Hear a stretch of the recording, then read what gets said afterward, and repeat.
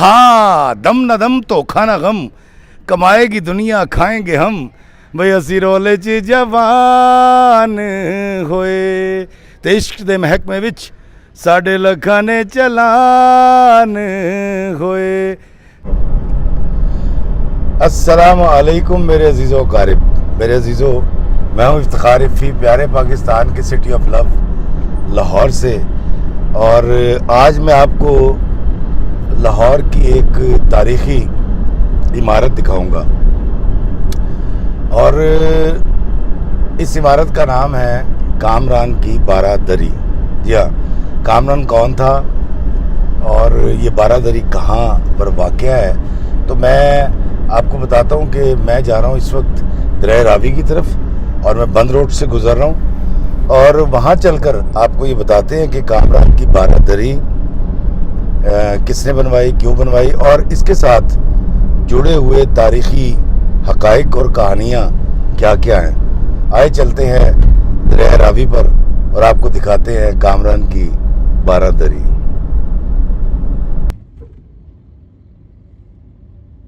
شادر کی طرف مڑتے ہی بائیں جانب دور, بہت دور جو درختوں کا جھنڈ نظر آ رہا ہے, یہ دریائے راوی کے بیچوں بیچ کامران کی بارہ دری ہے. میں بچپن میں اپنے ابا کے ساتھ سائیکل پر بیٹھ کے یہاں آیا کرتا تھا. آج جب یہاں آیا ہوں تو یہاں لکھا ہے کہ اپنی گاڑی اور موٹر سائیکل اپنی ذمہ داری پر کھڑی کریں.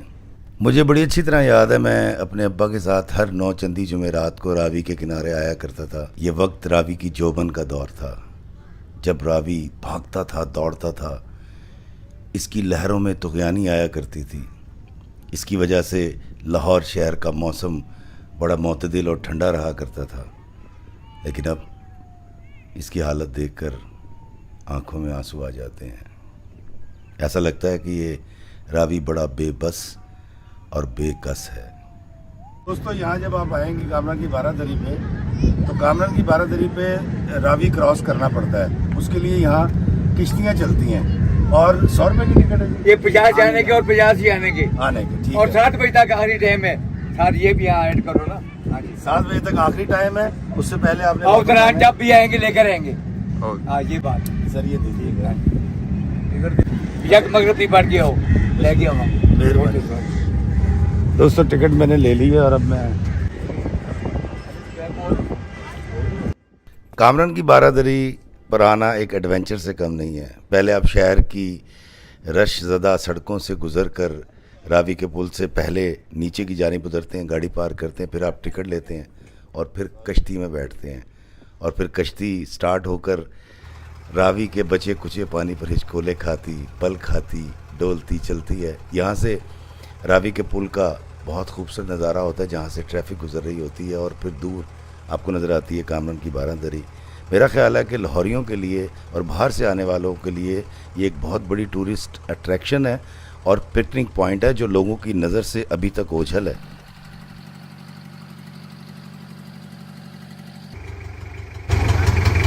کشتی سے اترنے کے بعد تقریباً 15 سے 20 فٹ چڑھائی چڑھنے کے بعد بارہ دری کا پہلا تختہ شروع ہوتا ہے, اور یہ کچا راستہ بارہ دری کی طرف جاتا ہے, اور درختوں سے ڈھکا ہوا ہے, بڑا خوبصورت ہے. بائیں جانب آپ کو بہتا ہوا راوی کا بچا کچا پانی نظر آتا ہے, اور دائیں جانب ہے کامران کی بارہ دری, اور سیڑھیوں سے چڑھ کر آپ خرامہ خرامہ جا سکتے ہیں کامران کی بارہ دری پہ, اور دیکھ سکتے ہیں وہ پکنک پوائنٹ جو لاہور کے قریب ترین ہے, لیکن پھر میں کہوں گا کہ لوگوں کی نظروں سے اوجھل ہے. شہنشاہ بابر کی وفات کے بعد اس کے بڑے بیٹے کامران مرزا نے لاہور پر قبضہ کر لیا. 1540 میں یہ بارہ دری تعمیر کروائی گئی, جو لاہور میں تعمیر کی جانے والی مغلیہ عمارات میں سے پہلی عمارت مانی جاتی ہے. موجودہ وقت میں یہ بارہ دری دریائے راوی میں ایک جزیرے پر واقع ہے, لیکن اس کی تعمیر کے وقت دریائے راوی اس بارہ دری سے کئی 100 میٹر دور بہا کرتا تھا. بہت بڑے لکھاری اے حمید اپنی کتاب لاہور کی یادیں میں لکھتے ہیں کہ قلعہ لاہور کی حالت اس زمانے میں کچھ اچھی نہ تھی, اسی لیے کامران نے دریا کے پار اپنے لیے وسیع و گلریز باغ کے درمیان ایک عالی شان محل تعمیر کروایا جسے آج لوگ کامران کی 12 دری کے نام سے جانتے ہیں۔ مرزا کامران کے بعد جب اکبر اعظم کا دور آیا تو اکبر اعظم نے اس 12 دری کو محصول چونگی یعنی ٹیکس کلیکشن ڈپارٹمنٹ بنائے رکھا، جو زمین سے گزرنے والے قافلے اور راوی سے گزرنے والے بیڑوں سے ٹیکس وصول کیا کرتا تھا۔ لیکن اس کے بعد آنے والے کئی بادشاہوں نے اس مقام کو راحت کا دہ بنائے رکھا۔ عیش و عشرت کا یہ عالی شان محل اس وقت میں آرائش و زیبائش کا اعلیٰ ترین نمونہ تھا، جہاں کنیزیں شہنشاہ کا ہر حکم بجا لانے کو بے قرار رہتیں، رقص و سرور کی محفلیں سجا کرتی تھیں، چشم آہو خواجہ سرا حسین و جمیل کنیزیں رقص کیا کرتی تھیں، ہندوستان کے بہترین گویے سروں کی سرگم گایا کرتے تھے اور انعام میں ہیرے جواہرات پاتے تھے۔ 96 میں رفیع پیر تھیٹر کے ساتھ جو میری پہلی تھیٹر پرفارمنس تھی وہ اس کامران کی 12 دری میں ہوئی تھی، اور یہ چبوترا اور اس کے آگے یہ جو پانی ہے اس میں وہاں تک آدھا جہاں تک ہے 120 بائی 120 فٹ کا یہ ایک سٹیج بنایا گیا تھا، اور یہاں سامنے سارے شہر کے شرفا اور وزراء بیٹھے تھے۔ اور میں آپ کو بتاتا ہوں کہ اس پرفارمنس میں اس وقت کے صدر فاروق خان لغاری صاحب مہمان خصوصی تھے، اس میں پرفارم کیا تھا نصرت علی خان اور اس طرح کے بڑے بڑے سنگرز نے پرفارم کیا تھا، تو اس میں ہم نے پاٹے خان ڈرامہ کیا تھا، اور میں نے کھدو مراسی کا رول کیا تھا کامران کی 12 دری میں، اس لیے میں اس کے 96 کے بعد شاید پہلی دفعہ آج یہاں آیا ہوں، اور مجھے اس کا کچھ تھوڑا سا یاد ہے، وہ تھا کہ ہاں دم نہ دم تو کھانا غم، کمائے گی دنیا کھائیں گے ہم، بھئی اسی رولے چ جوان ہوئے تے عشق دے محکمے وچ ساڈے لکھاں نے چلان ہوئے۔ جہاں میں آپ کو کامران کی 12 دری کی تاریخ بتا رہا ہوں، وہاں کرنٹ سچویشن یہ ہے کہ اس کی دیواروں کے اوپر یہاں آنے والوں نے بہت کچھ لکھ رکھا ہے، گند مچا رکھا ہے، مطلب سامنے لکھا ہوا ہے دل میں ہڈی تو نہیں ہوتی پھر یہ ٹوٹتا کیوں ہے، جواب دینے کے لیے فون نمبر پہ رابطہ کریں، نمبر لکھا ہوا ہے، پھر لکھا ہوا ہے بھروسہ مت کرنا اس دنیا کے لوگوں کا، مجھے تباہ کرنے والوں میں میرے عزیز شامل تھے۔ یہ بڑی ایک ایسی بات ہے جو ہم نفرت پھیلا رہے ہیں اپنے ہی عزیزوں کے خلاف۔ ہو سکتا ہے کہ میری غلطی ہو اور میں نے اپنے عزیزوں کا دل دکھایا ہو، لیکن یہاں آ کر میں یہ لکھ کر چلا گیا کہ عزیز جو ہیں وہ اچھے نہیں ہوتے، جبکہ ہمارا دین کہتا ہے کہ اقربا پرور ہونا چاہیے اور اقربا کے ساتھ نیک سلوک کرنا چاہیے۔ تو اس کی جو دیواریں ہیں اس پر جگہ جگہ لوگوں نے اتنا گند بلا لکھا ہوا ہے کہ میں اس کو قریب کر کے کلوز شاٹ بھی نہیں دکھا سکتا۔ یہ ایک ہمارا المیہ ہے۔ میں دنیا بھر میں جہاں جاتا ہوں ویلاگس بناتا ہوں، وہاں کی دیواریں صاف ستھری ہوتی ہیں، 1500 2 ہزار سال 4 ہزار سال 5 ہزار سال پرانی عمارتیں ہوتی ہیں، لیکن وہاں اس طرح کا گند نہیں مچا ہوتا۔ تو صفائی نصف ایمان ہمارا ہے، ان کا نہیں۔ آئے میں آپ کو یہ سیڑھیاں جا رہی ہیں 12 دری کے اوپر، چلتے ہیں اوپر والے منزل پر، اور یہ سیڑھیاں چڑھ کے ہم اوپر آ جاتے ہیں، اور یہ دیکھیں یہ ہے اوپر کا حصہ 12 دری کا۔ اور دوستو میں آپ کو ایک بات بتاتا ہوں کہ یہ کامران کی 12 دری راوی کے کنارے پر موجود ہے، اور مزے کی بات یہ ہے کہ اس کی تاریخی حوالوں کے ساتھ ساتھ ایک موجودہ ایک حوالہ بھی بڑا زبردست ہے۔ یہ جس جگہ میں کھڑا ہوں یہ آرچیز ہیں، اور وہ اس کے مقابلے میں آپ سامنے بھی آرچیز دیکھ رہے ہیں، وہ سامنے اس طرف بھی آرچیز ہیں، اس طرف بھی آرچیز ہیں۔ یہ اس کا پہلا تختہ ہے، سیڑھیاں چڑھ کے ہم اوپر آئے ہیں۔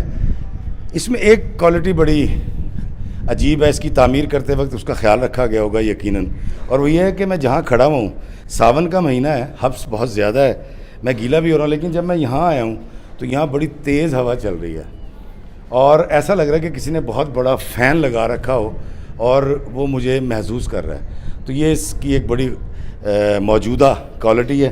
آئے میں آپ کو آگے سے بھی دکھاتا ہوں، اور اس کے اوپر اگر ہم جانا چاہیں اس کی چھت پہ تو یہ سیڑھیاں ہمیں 12 دری کی چھت پر لے آتی ہیں۔ یہ دیکھیے کامران کی 12 دری کی یہ چھت ہے، اور اس چھت کے بارے میں آپ کو ایک بڑا تاریخی حوالہ بتاؤں گا. اور یہاں سے اس کا منظر بڑا خوبصورت نظر آتا ہے. میرے پیچھے آپ دیکھیے کامران کی بارہ دری کی جب آپ چھت پہ آتے ہیں تو اس کے نیچے کے باغ اس میں لگے ہوئے فوارے نظر آتے ہیں, اور دور اگر آپ دیکھیں تو وہ راوی کا پل بھی نظر آتا ہے. بلکہ کیمرہ اگر دکھا سکے تو راوی کا پرانا پل بھی نظر آتا ہے اگر ہم اس کو دکھا سکیں, اور اس کے ساتھ ہی ریلوے کا پل بھی ہے. تو کامران کی بارہ دری کی اس چھت پر ہم آ چکے ہیں جہاں سے منظر کچھ یوں دکھائی دیتا ہے. بارہ دری کی عمارت کے عین سامنے ایک تالاب ہے, بہت بڑا تالاب ہے, اور اس کے سامنے اگر دیکھیں تو فاروں کی قطاریں ہیں اور بائیں جانب پودے لگے ہوئے ہیں, اور قطار در قطار دور تک درختوں کا جھنڈ نظر آتا ہے. اور یہ منظر بہت حسین منظر ہے. اور یہ چھت کے اوپر ایک چبوترا ہے, اس کی بھی ایک تاریخ ہے. اس چھت کے اوپر یہاں ہرکارے کھڑے ہوا کرتے تھے جو بگل بجایا کرتے تھے بادشاہ کی آمد پر, اور پھر اعلان کیا کرتے تھے کہ با ادب با ملاحظہ ہوشیار, سجدے میں نگاہ رہے, ہر ہوش و خرد پیش بادشاہ رہے, ذل سبحانی تاجدار ہندوستان. اب اس وقت کا جو بھی تاجدار ہوتا تھا دربار میں تشریف لا رہے ہیں. اور کہا یہ جاتا ہے کہ بہت عرصے تک اس جگہ پر نرتکیاں یعنی اس وقت کی رقاصائیں ڈانس کیا کرتی تھیں, اور بادشاہ سلامت یہاں بیٹھ کے شرفا کے ساتھ, نوابین کے ساتھ, وزیروں کے ساتھ مجرا دیکھا کرتے تھے. یہ ہے کامران کی بارہ دری. اور اب میں آپ کو ایک ایسا سچ بتاؤں گا جو سننے کے بعد آپ یقیناً پریشان بھی ہوں گے اور سوچ میں مبتلا ہو جائیں گے. کیا اقتدار, طاقت اور پیسہ ایسا ہی ہوتا ہے؟ مرزا کامران کی بارہ دری پہ آنے کے لیے ایک یہ راستہ ہے, اور یہ دوسرا راستہ یہ ہے جو سیڑھیاں ہیں. تو میں آیا وہاں سے تھا, یہاں سے میں اتروں گا. اور یہاں بھی جس طرح میں نے آپ کو بتایا کہ وہی صورتحال ہے کہ دیواروں پر بہت کچھ لکھا گیا ہے اور گند مچایا گیا ہے, اور پتہ نہیں ایسا کیوں کرتے ہیں لوگ. تو اب ہم نکلیں گے نیچے کی طرف, اور نیچے جانے کے لیے مجھے یہاں تلاش کرنی پڑے گی وہ سیڑھیاں جہاں سے میں اوپر آیا تھا, اور پھر میں اسی پورشن سے گزر رہا ہوں جہاں ہوا بڑے فلو کے ساتھ اور تیزی کے ساتھ چلتی ہے. یہ ہے وہ راستہ جو ہمیں نیچے لے جائے گا. اور یہ ہم آ گئے نیچے, اور یہ دیکھیں میرے پیچھے بھی دیواروں پر بہت کچھ لکھا گیا ہے. مرزا کامران کی بارہ دری. میں اکثر سوچتا ہوں اگر وہ بادشاہ زندہ ہوتا اور یہاں یہ لوگ ایسی حرکتیں کرتے تھے نہ تو حال کی کرنا سی انہیں. میں جس تاریخی سچ کی بات کر رہا تھا وہ میں آپ کو بتاتا ہوں کہ یہ کامران کی بارہ دری ایک اور حوالے سے بڑی مشہور ہے, اور وہ یہ کہ شہنشاہ جہانگیر, شیخو, سلیم, ان سب ناموں سے ہم اس کو جانتے ہیں. اس کے بیٹے خسرو کے اس کے باپ اکبر اعظم کے ساتھ بڑے اچھے تعلقات تھے, اور ایک وقت ایسا آ گیا تھا کہ جہانگیر کو لگنے لگا تھا کہ کہیں ایسا نہ ہو کہ میرے کم سن بیٹے خسرو کو میرا باپ اکبر اعظم تخت پر بٹھا دے. جس طرح سے جہانگیر نے اپنے باپ اکبر اعظم کے خلاف بغاوت کی تھی اور وہ ایک جنگ ہوئی تھی, لیکن اکبر اعظم نے اپنے بیٹے جہانگیر کو معاف کر دیا تھا. اسی طرح جہانگیر کے بیٹے خسرو کے درمیان اور جہانگیر کے درمیان ایک بغاوت کا سلسلہ چلا, اور وہ بغاوت کچل دی گئی. اکبر اعظم کی وارث فوج تھی اور جہانگیر کی قیادت میں تھی. وہ لوگ تگڑے تھے, خسرو کے ساتھ جو آرمی تھی وہ اتنی تگڑی نہیں تھی. تو اس کو خسرو کو گرفتار کر کے یہاں پر لایا گیا. یہاں پر شہنشاہ جہانگیر نے اپنی عدالت لگائی اس کامران کی بارہ دری پر, اور خسرو کے لیے جو سزا تجویز کی وہ یہ تھی کہ خسرو کو اندھا کر دیا جائے. لیکن اندھا کرنے سے پہلے خسرو کو یہاں سے گھسیٹ کر, کامران کی بارہ دری سے گھسیٹ کر لاہور کے شاہی قلعے تک لایا جائے, اور راستے میں اس کی آنکھوں کے سامنے اس کے 300 جو جری اور نوجوان اس کے ساتھ تھے آرمی کے, ان کو ایک ایک کر کے اس کی آنکھوں کے سامنے لٹکایا جائے, اور پھر اس کو قلعہ لاہور میں لا کر اس کو اندھا کر دیا جائے.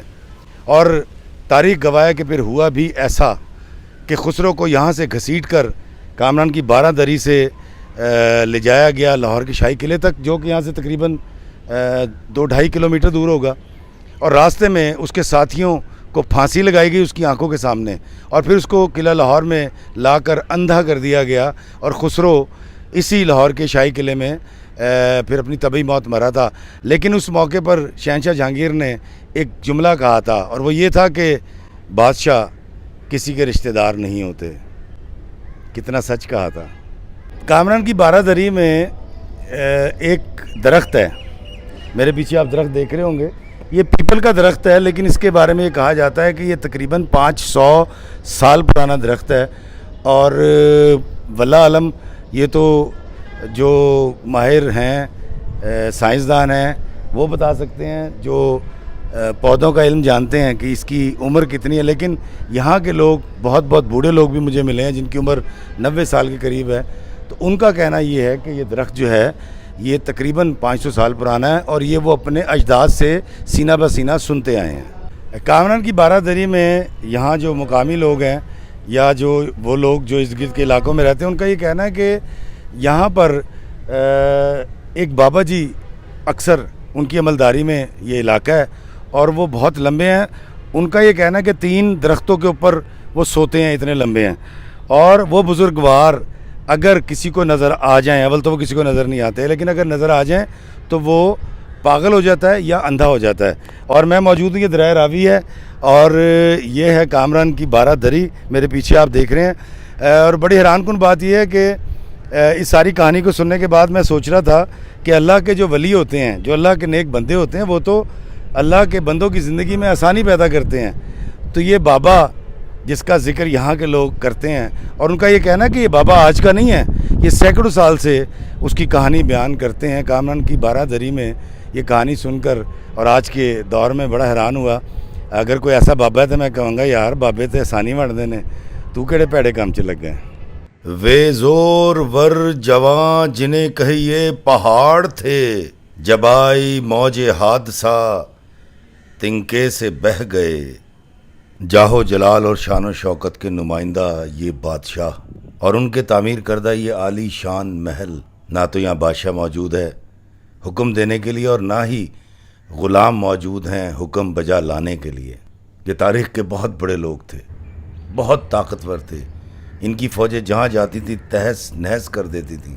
لیکن آج ان کے ان محلوں میں نہ وہ بادشاہ موجود ہیں اور نہ ہی وہ غلام. کووں کی آوازیں آتی ہیں, پرندے چہکتے ہیں, ٹک ٹاکر آ کے ٹک ٹاک بناتے ہیں, مجھ جیسے لوگ آ کے یہاں ڈاکومنٹری کرتے ہیں, پکنک بناتے ہیں لوگ, فلموں کی شوٹنگ ہوتی ہے, ڈراموں کی شوٹنگ ہوتی ہے. نہ بادشاہ رہا, نہ اس کا حکم, نہ اس کا آئین, باقی رہا تو صرف اللہ کا نام. دوستو, جہاں میرا مقصد ان مقامات کی سیر کروا کے پاکستان کے ٹورزم کو پروموٹ کرنا ہے, وہیں یہ میسیج بھی دینا ہے کہ اس بارہ دری سے صرف 5 کلومیٹر کے فاصلے پہ داتا علی حجویری کا مزار ہے, جو 1100 سال پہلے سے آج تک آباد ہے. لوگ وہاں آتے ہیں, لنگر کھاتے ہیں اور دوبارہ بسا ہوا ہے. آپ اپنی فیملی کے ساتھ جب بھی لاہور آئیں تو دریائے راوی میں موجود اس کامران کی بارہ دری پر ضرور آئیے گا. اور اس کی ایک خاصیت میں آپ کو اور بتاتا ہوں. اوپر والے پورشن میں نے آپ کو بتایا کہ ہوا چلتی ہے, آپ اس کی کسی بھی راہداری میں کھڑے ہو جائیں تو آپ کو ہوا بڑی اچھی لگتی ہے, جو آپ کو بڑا محظوظ کرتی ہے. تو یہ کامران کی بارہ دری ایک تاریخی ورثہ بھی ہے اور اس کو ورلڈ ہیریٹیج قرار دے دیا گیا ہے. اور اس کی حفاظت کرنے کے لیے, اس کی تزئین و آرائش کرنے کے لیے سالانہ حکومت پاکستان کروڑوں روپے خرچ کرتی ہے.